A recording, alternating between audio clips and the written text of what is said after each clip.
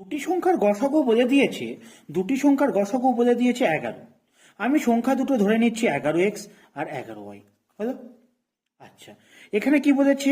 দুটি সংখ্যার যোগফল মানে 11x plus 11y is equal to 77। তার মানে 11 যদি কমন নাও, x প্লাস ওয়াই কত হবে বলো? 77। তো x প্লাস ওয়াই এর মান কত হবে? 77/11 মানে 7। আচ্ছা, এবার 11x আর 11y এদের লসাগু বের করো। কত কমন যাবে? 11। কত পড়ে থাকবে? xy। আচ্ছা, এদের লসাগু কত হবে? এলসিএম কত হবে? 11 ইন্টু এক্স ইন্টু ওয়াই। এর ভ্যালু কত দেওয়া আছে? 110। তাহলে এক্স ওয়াই এর ভ্যালু কত? 110/11 মানে হচ্ছে 10। ঠিক আছে, 10। আচ্ছা, দুটি সংখ্যার গুণফল 10, যোগফল 7। সংখ্যা দুটো কি কি হবে? 2 আর 5। তাই এই দুটোর মধ্যে ছোট কোনটা? 2। কিন্তু এটা তো এক্সাক্ট সংখ্যা না, এক্স আর ওয়াই এর ভ্যালু বেড়ালো। আমার সবচেয়ে ছোট সংখ্যাটা তাহলে কি হবে? 11x, 11 ইন্টু 2 মানে 22। 22 হচ্ছে ছোট সংখ্যা।